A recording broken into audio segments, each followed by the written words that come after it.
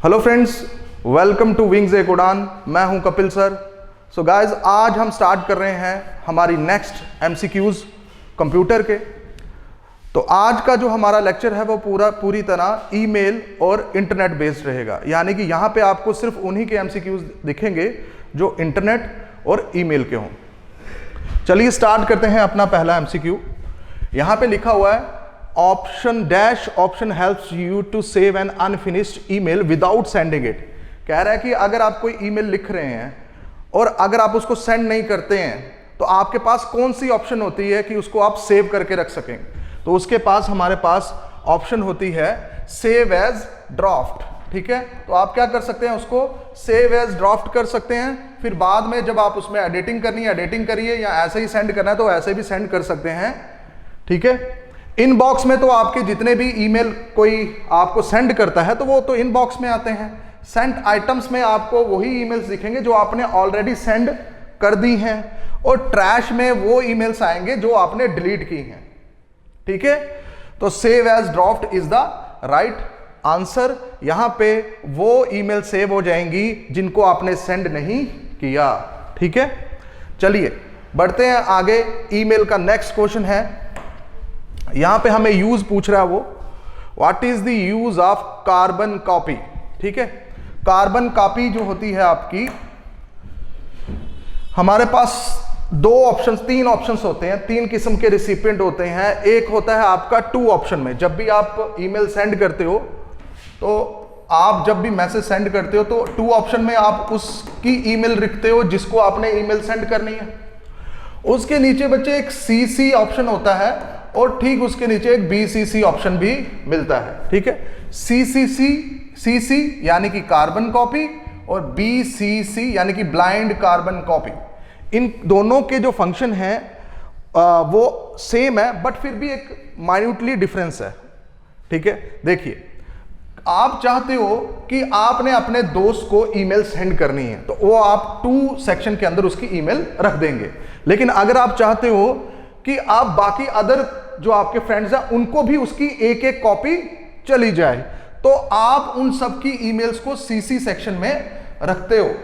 लेकिन अगर आप चाहते हो कि आप किसी एक ऐसे दोस्त को भी कॉपी सेंड करना चाहते हो जो बाकियों को ना दिखे, यानी कि आप ऐसे दोस्त को यहां पे अगर उसकी ईमेल रखते हो जो बाकियों को नहीं दिखनी चाहिए तो वो हिडन रहे बाकियों से, तब आप उसकी ईमेल बीसीसी सेक्शन में रखते हैं। यानी कि अगर आपको हिडन रखना है किसी के ईमेल को, यानी कि उसको कॉपी भी चले जाएगी और वो बाकियों से हिडन भी रहेगा, तब आप उसकी ईमेल बीसीसी में रखते हैं। लेकिन अगर आप सीसी में लिखेंगे तो ये सभी के सामने विजिबल रहेंगे, यानी कि टू सेक्शन के अंदर जो आपका रिसिपिएंट है उसको पता चल जाएगा कि ये जो मुझे ईमेल आई है उसकी एक कॉपी बाकियों को भी मिली है।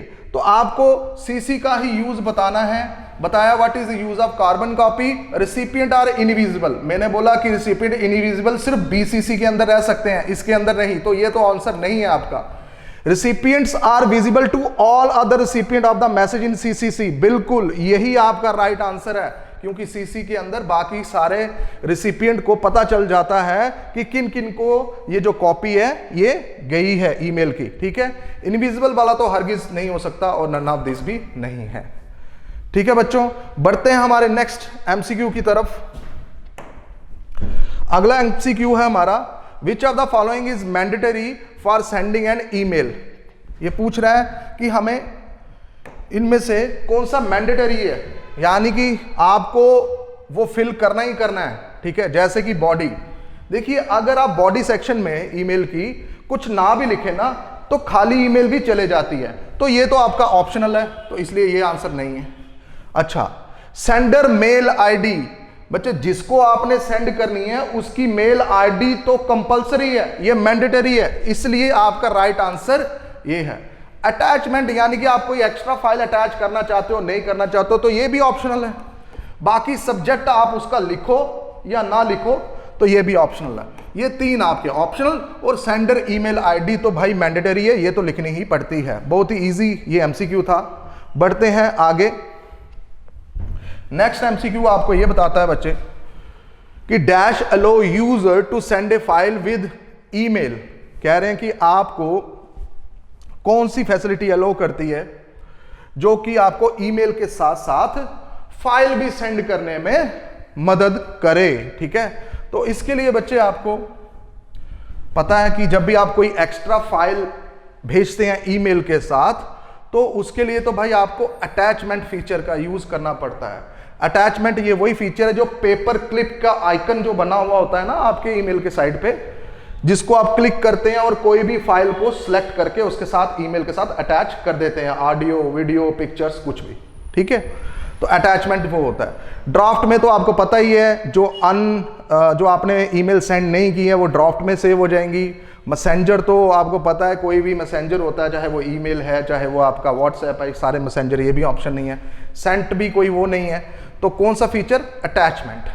ठीक है बच्चे, इसके बाद नेक्स्ट बढ़ते हैं। हमारा जो नेक्स्ट एमसीक्यू है ये भी ईमेल का, to send a received mail to another person you need to dash message. कह रहा है कि अगर आपने ऑलरेडी कोई एक मैसेज ईमेल जो है वो रिसीव कर ली है और अगर उस ईमेल को आप आगे किसी को भेजना चाहते हो, तब आप क्या करोगे? ऑब्वियसली तब हम उस ईमेल को फॉरवर्ड करते हैं, किसी और को सेंड करते हैं। तो राइट आंसर फॉरवर्ड।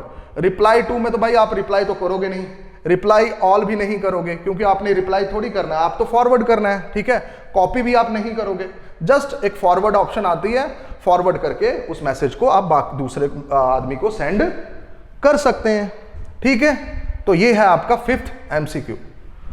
चलिए आगे जो जैसे जैसे हम बढ़ते जाएंगे वैसे वैसे क्वेश्चन का जो लेवल है वो भी धीरे धीरे बढ़ता जाएगा। अच्छा, यहां पे डिजिटल सिग्नेचर देखिए बच्चे, डिजिटल सिग्नेचर क्या होता है? ये कंफर्म करवाता है कि सेंडर ने एक्चुअल में जो मैसेज सेंड किया है, क्या वो वही मैसेज है जो रिसीवर ने रिसीव किया है, यानी कि ये सिर्फ मैसेज को ऑथेंटिकेट करता है। ठीक है, इसका पूरा एक लॉजिक में आपको एक सिंपल वे में समझाना चाहूंगा। डिटेल में अगर इसको चाहिए तो आप मुझे कमेंट्स में बोल सकते हैं, तो मैं डिजिटल सिग्नेचर, डिजिटल सर्टिफिकेट और इंटरनेट के जितने भी प्रोटोकॉल है उनके लिए एक अलग से वीडियो बना के आपको मैं डिटेल में इसके बारे में समझाऊंगा। लेकिन अभी मैं बिल्कुल एक छोटी क्रिस्प फॉर्म में यह बताना चाहूंगा। देखिए बच्चे, यहां पे मान लीजिए आपका एक क्या है? सेंडर। ये है आपका सेंडर ए, और यहां पे बच्चे आपका क्या है? Sender, receiver B. ठीक है बच्चे, अब सेंडर ए क्या कर रहा है? इसको मैसेज भेज रहा है। जब भी ये मैसेज भेजेगा तो मैसेज जाएगा किसके पास? रिसीवर के पास। एक तो मैसेज जाएगा बच्चे, ठीक है, ये क्या बच्चे? आपका मैसेज। और इसी मैसेज को जो सेंडर है ना बच्चे, वो क्या हो जाता है? इनक्रिप्ट करता है। ठीक है, इनक्रिप्ट करता है। ठीक है, यानी कि उस मैसेज को वो किसी दूसरी फॉर्म में सेंड कर देगा इनक्रिप्ट करके। जैसे कि आपके व्हाट्सएप में आप बोलता है ना एंड टू एंड इनक्रिप्टेड, यानी कि जब भी आपको सेंडर मैसेज सेंड करता है तो उस मैसेज को इनक्रिप्ट कर दिया जाता है, उसको किसी और कोड में ट्रांसफर किया जाता है, ताकि मैसेज जब भी कोई आपका हैकर अगर वो उसको पढ़ने की कोशिश करेगा तो वो उसको समझ नहीं पाएगा, क्योंकि वो इनक्रिप्टेड है, किसी और लैंग्वेज में उसको ट्रांसफॉर्म कर दिया गया है। ठीक है, तो मैसेज को भाई आपने इनक्रिप्ट कर दिया। ठीक है, अब देखो सेंडर क्या क्या चीजें सेंड कर रहा है। एक तो मैसेज सेंड कर रहा है बच्चे वो, और साथ में उसी मैसेज की इनक्रिप्शन फॉर्म भी वो सेंड कर रहा है किसको? रिसीवर को। ठीक है, अब देखिए रिसीवर के पास एक और डिक्रिप्शन एल्गोरिदम होता है जो कि इस इनक्रिप्ट को, मैसेज को क्या कर देता है? डिक्रिप्ट। ठीक है, और फिर डिक्रिप्ट करने के बाद इसके ओरिजिनल मैसेज के साथ उसको कंपेयर करता है।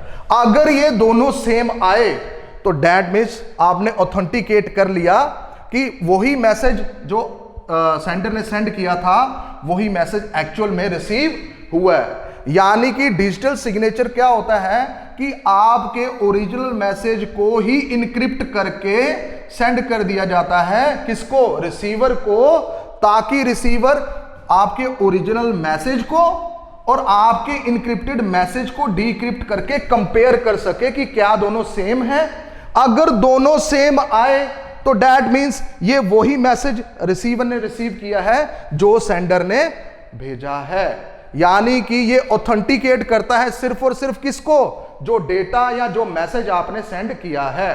तो डिजिटल सिग्नेचर का जो मेन यूज है वो डॉक्यूमेंट को या डेटा को ऑथेंटिकेट करना कि ये राइट सोर्स से ही आया है, ये बिल्कुल एक्यूरेट डेटा है, ये वही डेटा है जो सेंडर ने मुझे सेंड किया है। तो चलिए digital signature certifying authority issuing it, नहीं ये भी नहीं है। User serves as a proof of identity, यहां पे यूजर की आइडेंटिटी नहीं होती बच्चे, यूजर की आइडेंटिटी को भेजने के लिए हम डिजिटल सर्टिफिकेट सेंड करते हैं।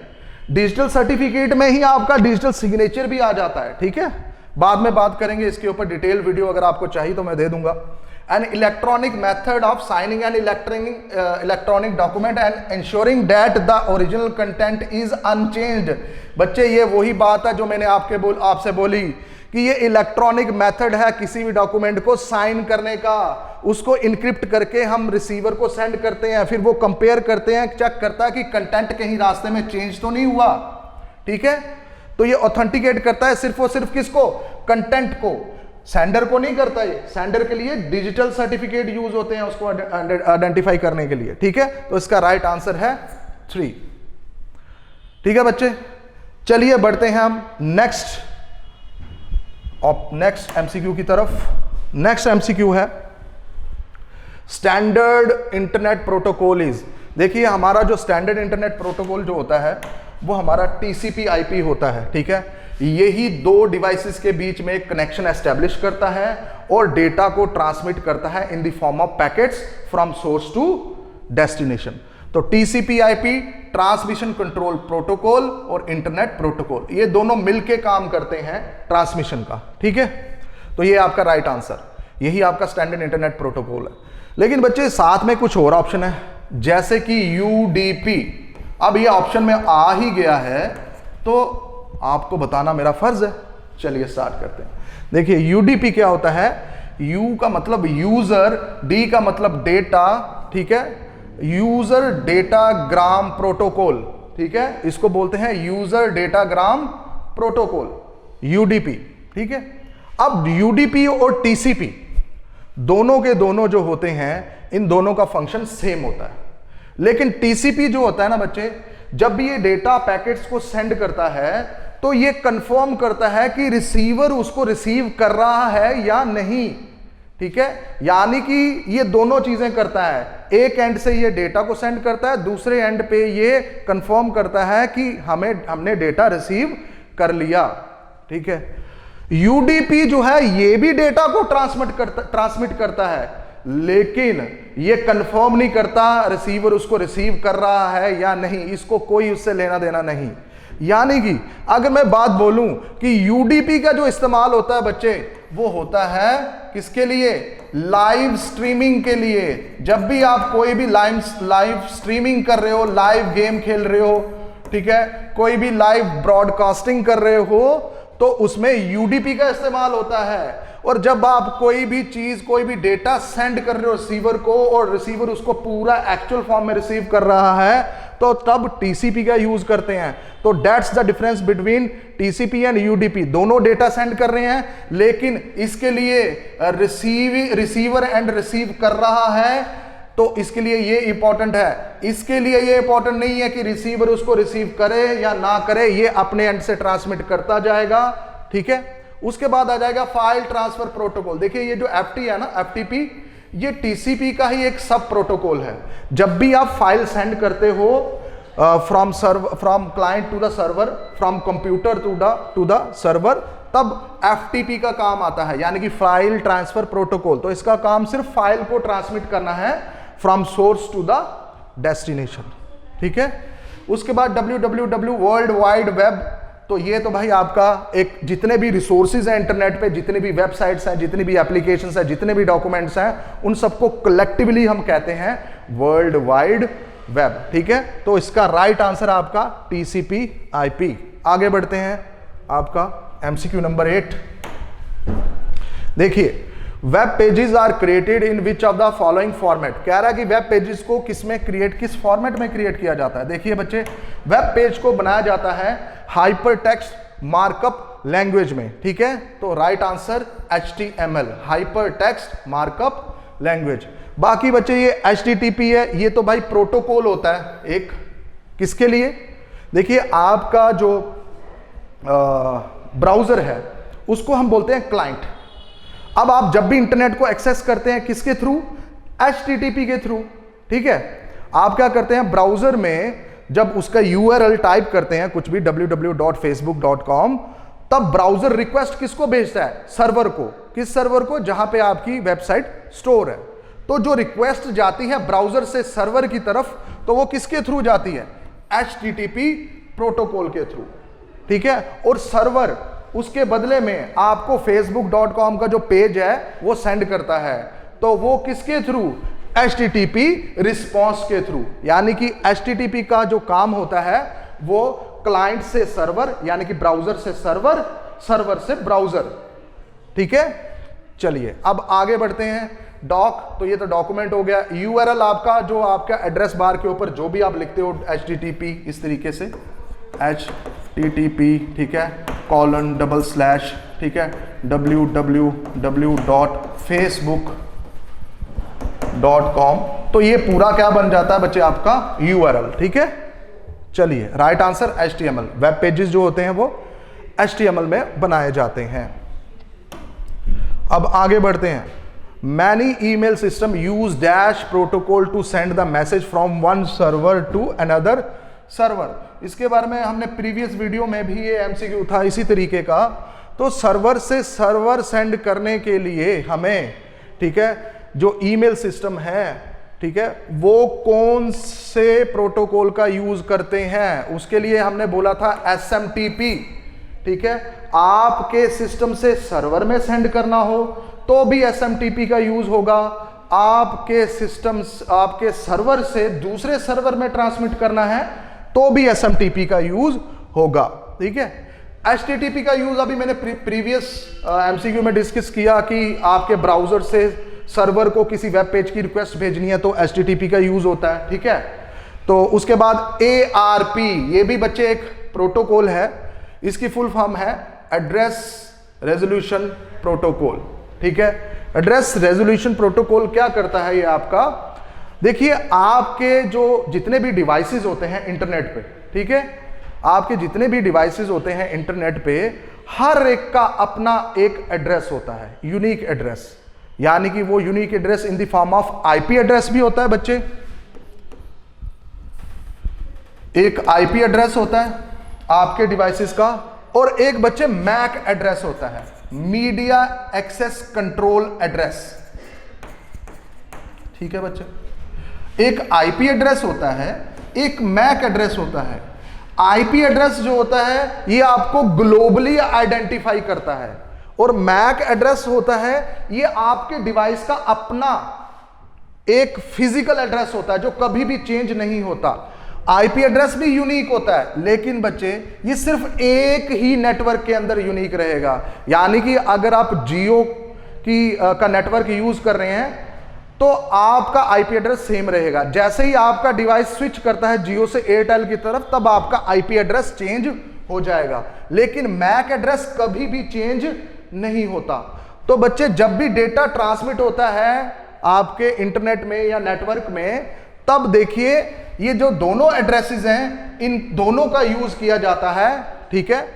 यानी कि ये जो एड्रेस रेजोल्यूशन प्रोटोकॉल जो है ना, ये क्या करता है? आपके IP एड्रेस को मैप करता है MAC एड्रेसेस में। यानी कि कह सकते हैं ये आपके IP एड्रेसेस को के बदले में उसका MAC एड्रेस जनरेट करता है, ठीक है। ये बताता है कि इस IP एड्रेस वाले कंप्यूटर का MAC एड्रेस क्या है। MAC एड्रेस का दूसरा नाम फिजिकल एड्रेस भी बोलते हैं। ये हर एक डिवाइस का MAC एड्रेस होता है, IP एड्रेस भी हर एक का होता है, ठीक है। अच्छा, ICMP होता है आपका इंटरनेट कंट्रोल मैसेज प्रोटोकॉल, ठीक है। Internet control message protocol. बच्चे इसका जो मेन फंक्शन है वो है एरर रिपोर्टिंग। यानी कि जब भी डेटा सेंड होते हैं, जब भी डेटा पैकेट्स टीसीपी सेंड करता है राउटर को, और राउटर उसको आगे फॉरवर्ड करता है, ठीक है, डेस्टिनेशन की तरफ, तो राउटर में ना, राउटर जो है वो आईसीपी प्रोटोकॉल का यूज करता है। राउटर चेक करता है कि जो आपका डेटा आपने सेंड किया है वो प्रॉपर डेस्टिनेशन में पहुंचा है या नहीं। अगर वो पहुंचा है तो ठीक है, अगर वो नहीं पहुंचा तो राउटर एरर मैसेज या एरर रिपोर्टिंग करता है। लेकिन एरर रिपोर्टिंग करने के लिए वो किस प्रोटोकॉल का यूज करता है? आईसीएमपी। ठीक है बच्चे, तो हमें क्लियर हो गया एआरपी जो प्रोटोकॉल होता है वो आईपी एड्रेस के बदले में उस कंप्यूटर का मैक एड्रेस जनरेट करता है। आईसीएमपी क्या करता है? ये एरर रिपोर्टिंग का काम करता है। और आईसीएमपी का यूज कौन करता है? आपके नेटवर्किंग डिवाइसेस जैसे कि राउटर। ठीक है, एसएमटीपी तो इसका राइट आंसर है, जो कि सर्वर से सर्वर मैसेज को ट्रांसफर करता है। ठीक है बच्चों, बढ़ते हैं नेक्स्ट एमसीक्यू की तरफ। MCQ number 10, which of the following is an address that specifies the location of the web page. देखिए कह रहा है कि कौन सा एड्रेस स्पेसिफाई करता है वेब पेज की लोकेशन के लिए। ठीक है, आप देखिए अपनी एड्रेस बार होती है आपके ब्राउजर के ऊपर, तब आप उस एड्रेस में क्या फिल करते हैं? किसी का ईमेल, किसी का जो वेब एड्रेस है वो क्या टाइप करते हैं आप? यूआरएल में टाइप करते हैं ना, ऐसे http:, ठीक है, www.facebook.com, है ना, इस तरीके से लिखते हैं। तो ये जो होता है, ये क्या होता है? ये उस वेब पेज का यूआरएल होता है। ठीक है, उसका एड्रेस होता है। ठीक है, तो हम इसका राइट आंसर है यूआरएल।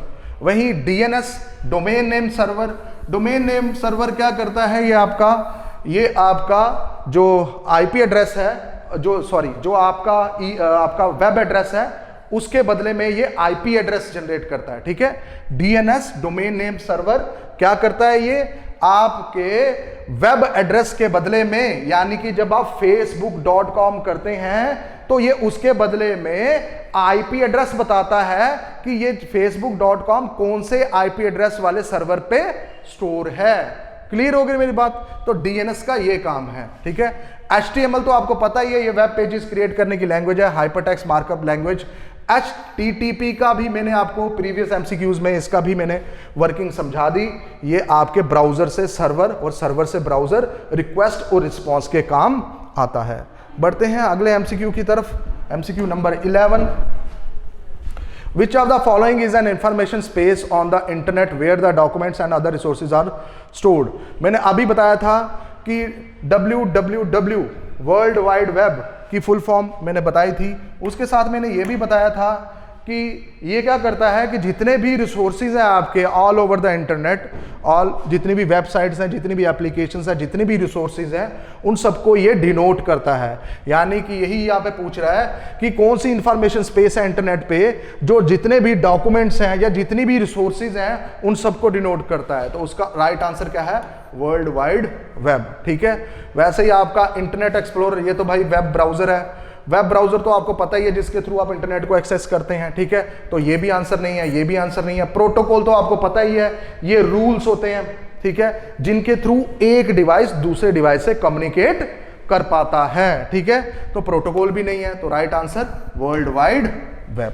ठीक है, अब बढ़ते हैं नेक्स्ट एमसीक्यू की तरफ। MCQ number 12।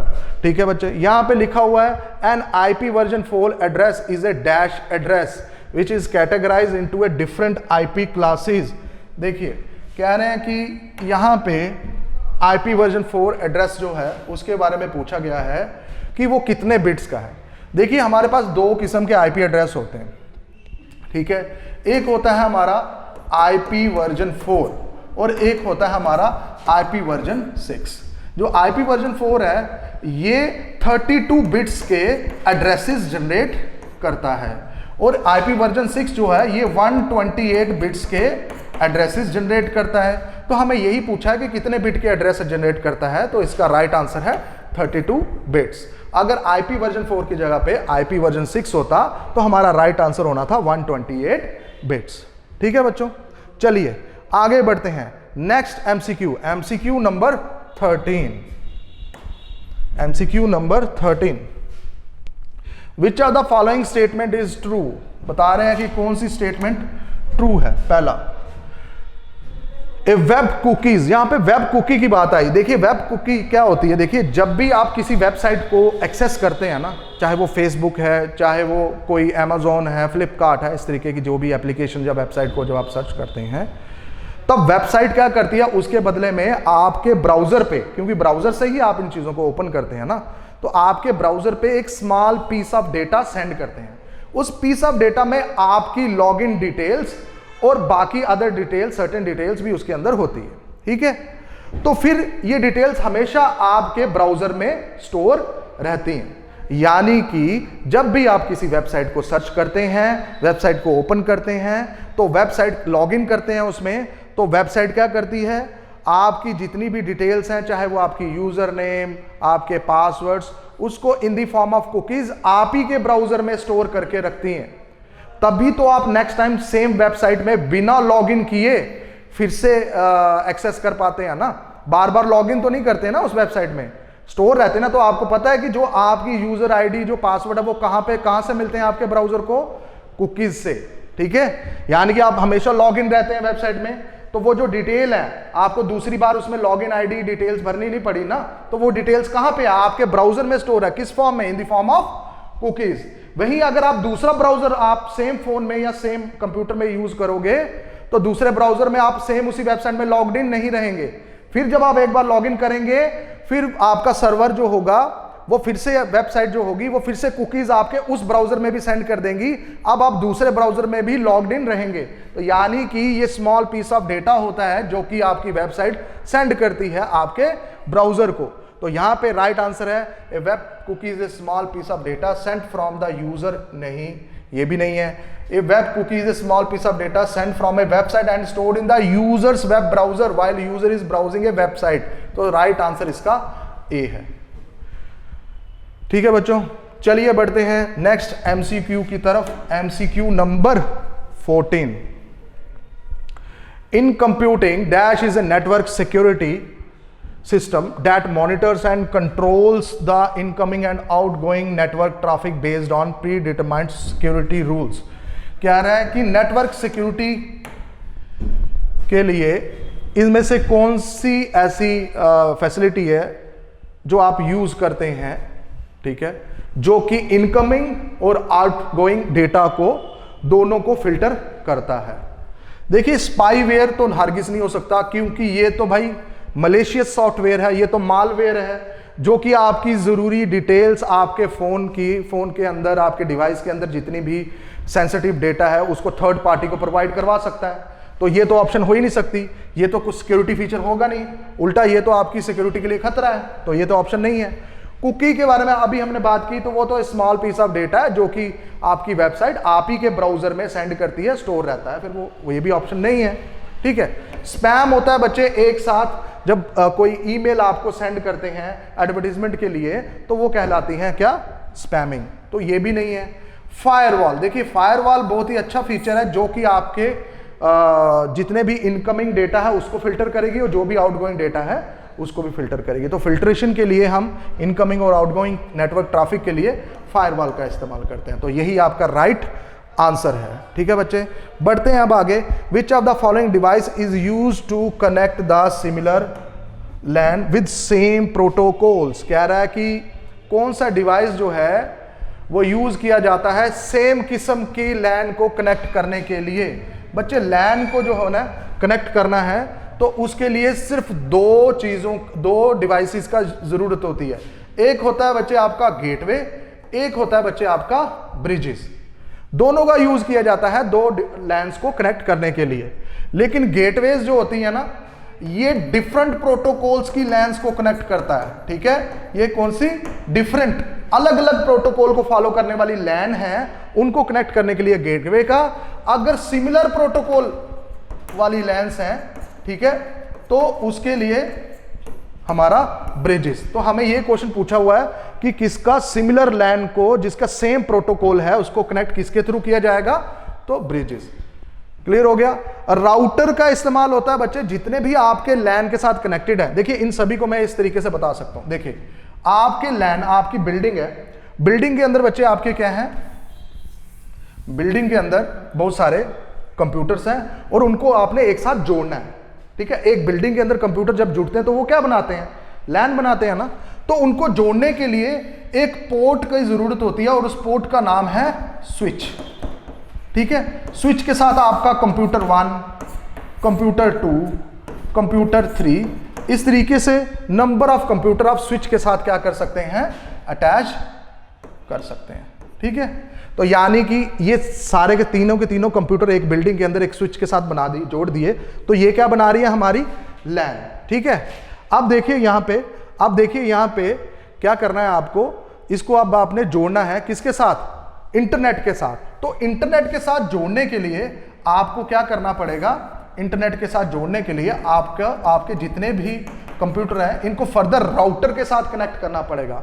फिर ये राउटर आपको बाहरी दुनिया से यानी कि इंटरनेट से कनेक्ट कर देती है, ठीक है। लेकिन ये एक लैन होगी, मान लीजिए दूसरी बिल्डिंग के अंदर भी एक स्विच लगा हुआ है, ठीक है। स्विच के साथ जो कंप्यूटर है, ठीक है, C1, C2, C4 जो भी है, C5, जितने भी कंप्यूटर है सारे स्विच के साथ लगे हुए हैं। अगर आपने इन दोनों लैन्स को जोड़ना है, अगर ये दोनों लैन के प्रोटोकॉल सेम है तो इन दोनों को हम किसके थ्रू कनेक्ट कर सकते हैं, इन दोनों को हम कनेक्ट कर सकते हैं किसके थ्रू, आपके अगर सेम प्रोटोकॉल है तो ब्रिज यूज करेंगे, ठीक है। अगर दोनों लैन के प्रोटोकॉल्स अलग हैं तब हम गेटवे यूज करेंगे। लेकिन यहां पे पूछा है कि सेम प्रोटोकॉल्स की लैन को कनेक्ट करना है तो ब्रिजेस का इस्तेमाल किया जाएगा, ठीक है बच्चों।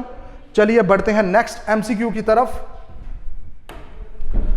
नेक्स्ट है what does mime stand for. कह रहा है कि माइम क्या होता है, पहले तो इसकी फुल फॉर्म है, फिर इसके बाद इसका फंक्शन भी बताऊंगा क्या होता है। देखिए माइम होता है आपका मल्टीपर्पज इंटरनेट मेल एक्सटेंशन, ये डी वाला, ये इसकी फुल फॉर्म होती है। लेकिन इसका यूज क्या होता है बच्चे, देखिए नॉर्मली जब आप ईमेल को सेंड करते हैं तब आप कौन सा प्रोटोकॉल यूज करते हैं, SMTP, ठीक है।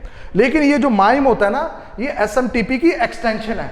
यानी कि जब आपने सिर्फ टेक्स्ट मैसेजेस सेंड करने हैं, यानी कि जो भी एस्काई टेक्स्ट हैं, एस्काई यानी कि जितने भी टेक्स्ट होते हैं आपके ABCD सिंबल्स या नंबर्स, ये सारे इनकी सबकी एक बाइनरी वैल्यू होती है जिसको बोलते हैं एस्काई वैल्यूज। जब आपने एस्काई वैल्यूज को वाले टेक्स्ट को यानी कि टेक्स्ट मैसेज को सेंड करना है तब आप SMTP का यूज करते हैं। लेकिन जब आप अटैचमेंट यूज करते हैं, यानी कि जब आपने ऑडियो, वीडियो, पिक्चर्स ये सब भेजना है, तब इनको ट्रांसफर करने के लिए SMTP का यूज नहीं होता, तब यूज होता है बच्चे माइम का, ठीक है। टेक्स्ट, सिर्फ टेक्स्ट भेजना है तब SMTP, अगर आपने ऑडियो, वीडियो और पिक्चर्स भेजनी है तब माइम का इस्तेमाल होता है। तो इसकी फुल फॉर्म ये होती है मल्टीपर्पज इंटरनल मेल एक्सटेंशन। बढ़ते हैं नेक्स्ट एमसीक्यू नंबर 17 की तरफ। यहां पे लिखा हुआ which one of the following is a valid email address.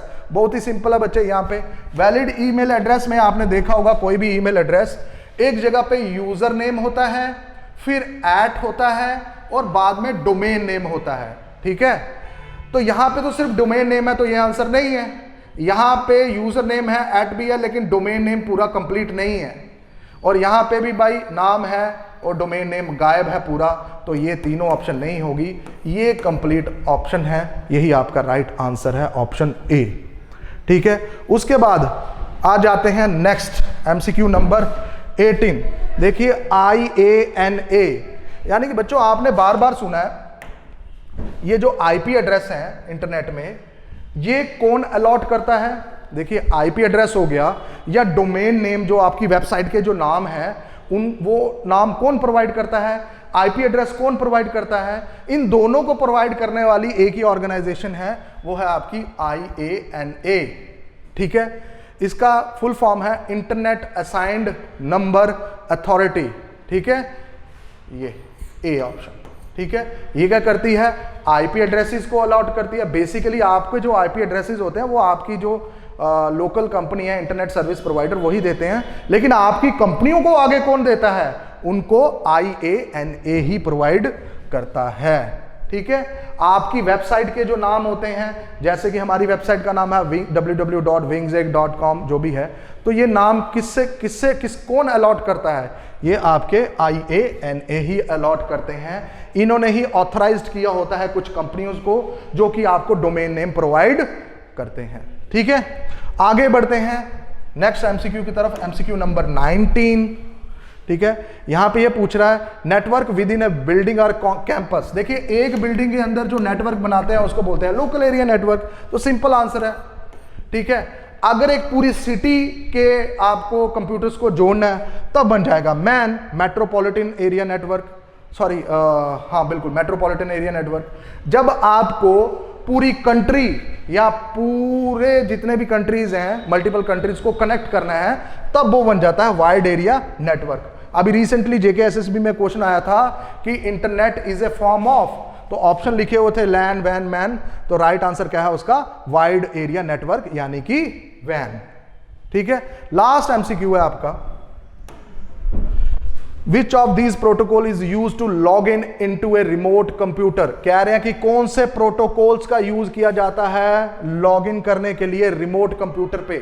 यानी कि आप एक कंप्यूटर पे अपने घर में बैठे हैं और एक कंप्यूटर आपका दूर पड़ा हुआ है, अगर उसमें आपने लॉग इन करना है घर बैठे, तब आप किसका इस्तेमाल कर सकते हैं? कौन से प्रोटोकॉल का इस्तेमाल कर सकते हैं? तब आप यूज कर सकते हैं टेलनेट। ठीक है, तो जब भी आपको लॉगिन करना है रिमोट कंट्रोल में, तब प्रोटोकॉल कौन सा हेल्प करता है? टेलनेट। ये रिमोट लॉगिंग के काम आता है। ठीक है, रिमोट लॉगिंग के। ठीक है, बाकी FTP के बारे में मैंने आपको बता दिया है, HTTP के बारे में भी और SMTP के बारे में भी। तो रिमोट लॉगिन के लिए टेलनेट यही आपका राइट आंसर है। तो बच्चों, ये थे हमारे आज के कुछ इंपॉर्टेंट MCQs जो कि ईमेल और साथ में आपकी इंटरनेट बेस्ड थे। मिलेंगे नई वीडियो में नए टॉपिक के साथ, तब तक के लिए इतना ही। Thank you.